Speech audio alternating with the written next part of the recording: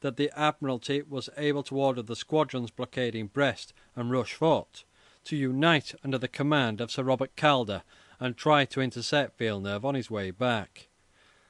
Though inferior in numbers to the Allied fleet, Calder brought it to action in thick, foggy weather on 22nd of July, some 90 miles off the Spanish Cape Finisterre.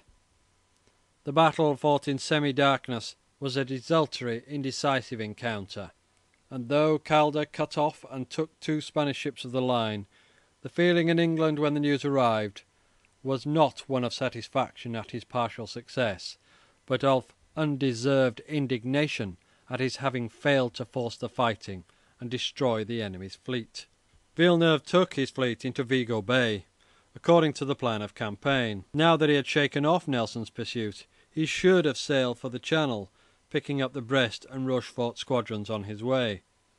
Napoleon at Boulogne was ceaselessly drilling the Grand Army in rapid embarkation and disembarkation, and hoping each day for news of his admiral's dash into the Channel. But Villeneuve, who knew Keith had a squadron in the Channel and had a vague dread of Nelson suddenly making his appearance, had a better appreciation of the small chance of the scheme giving any result than the imperious soldier emperor, who had come to believe that what he ordered must succeed. From Vigo, Villeneuve wrote to the Minister of Marine, Decrès, that his fleet was hardly in condition for any active enterprise. It had met with trying weather in the Atlantic. His flagship, the Bucentaure, had been struck and damaged by lightning. All the ships needed a dockyard overhaul. There was sickness among the crews.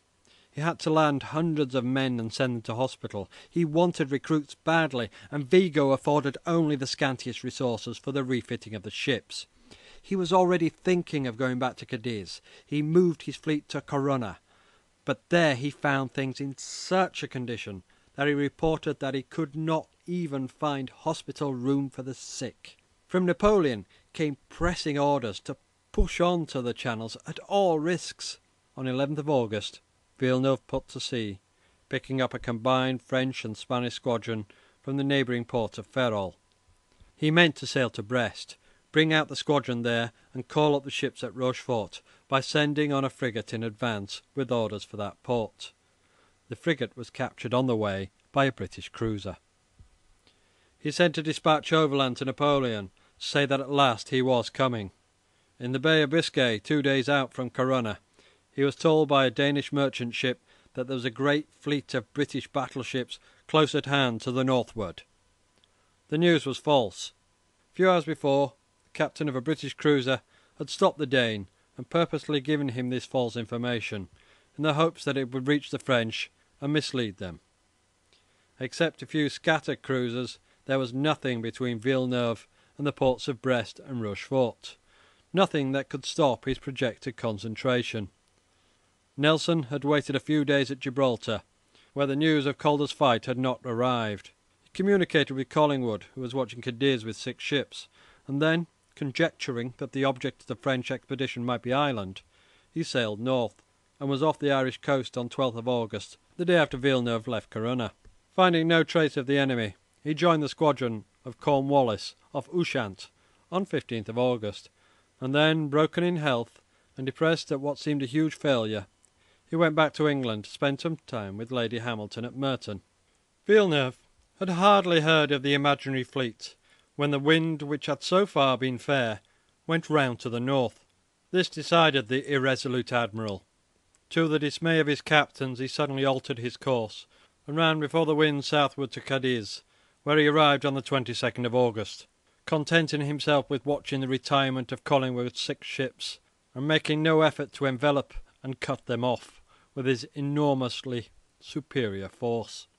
Collingwood promptly resumed the blockade when the French and Spanish anchored, and deluded Villeneuve into the belief that the blockade was in touch with the supporting fleet by keeping one of his ships well out in the offing and frequently signalling through her to imaginary consorts below the horizon. On the very day that Villeneuve anchored at Cadiz, Napoleon sent off from Boulogne this pressing dispatch to him at Brest. "Admiral, I trust you have arrived at Brest.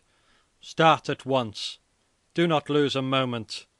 Come into the Channel with our united squadrons, and England is ours. We are all ready. Everything is embarked.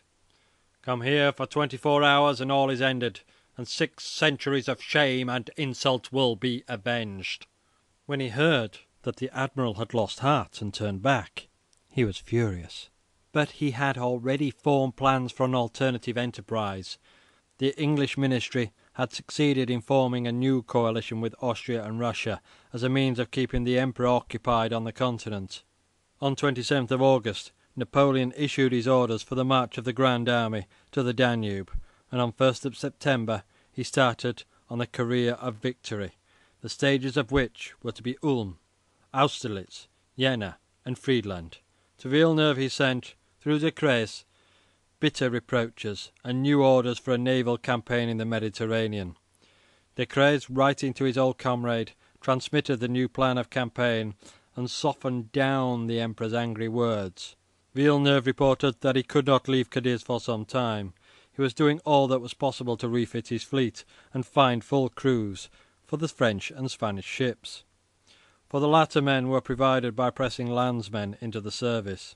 "It is pitiful," wrote a French officer, "to see such fine ships manned with a handful of seamen and a crowd of beggars and herdsmen." In the councils of war held at Cadiz there were fierce disputes between the French and Spanish officers, the latter accusing their allies of having abandoned to their fate the 2 ships lost in Calder's action. The jealousy between the 2 nations rose so high that several French sailors were stabbed at night in the streets. The English government knew nothing of the inefficient state and the endless difficulties of the great fleet concentrated at Cadiz, and regarded its presence there as a standing danger. Collingwood was reinforced, and it was decided to send Nelson out to join him, take over the command, blockade the enemy closely, and bring him to action if he ventured out. Nelson sailed from Spithead on 15th of September in his old flagship the Victory, accompanied by the Euryalus, Captain Blackwood, one of the swiftest and smartest frigates in the navy. Picking up the battleships Thunderer and Ajax on the way, he joined the fleet off Cadiz on 28th of September. Villeneuve had written to Decrès that none of the ships were in really good order, that the Spanish vessels were quite incapable of meeting the enemy. Only a portion of his fleet had had the slight training afforded by the Atlantic voyage. The rest had lain for years in harbour, and many of them had crews chiefly made up of recently enrolled landsmen. Many of the captains held that if there was to be a fight, it would be useless to manoeuvre or to attempt an artillery duel, that the only chance of success lay in hand-to-hand fight by boarding. But then to produce the position for boarding meant being able to manoeuvre. Villeneuve was supported by most of the superior officers of the fleet in the opinion that he had better stay at Cadiz, but from Napoleon there came reiterated orders for the fleet to enter the Mediterranean. The last hesitation of the unfortunate admiral was ended by the news that Admiral Rossely was coming from Paris to supersede him. If he did not attempt something, his career would end in disgrace. He held a final council of war, gave his last instructions to his officers, and then wrote to Decrès that he would obey the Emperor's orders, though he foresaw that they would probably lead to disaster. Contrary winds from the westward delayed his sailing for some days after this decision. Reefs and local currents made it difficult to work a large fleet out of Cadiz without a fair wind. A smaller but better trained fleet than that of Villeneuve had once taken 3 days to get out, and a portion of the fleet at sea and unsupported would be in deadly peril. On 17th of October the wind began to work round to the eastward. Next day it fell almost to a calm, but increased towards evening, and Villeneuve, after a conference with his Spanish colleague, Admiral Gravina, signalled that the ships were to weigh anchor at sunrise on the 19th. End of Chapter 9, Part 1.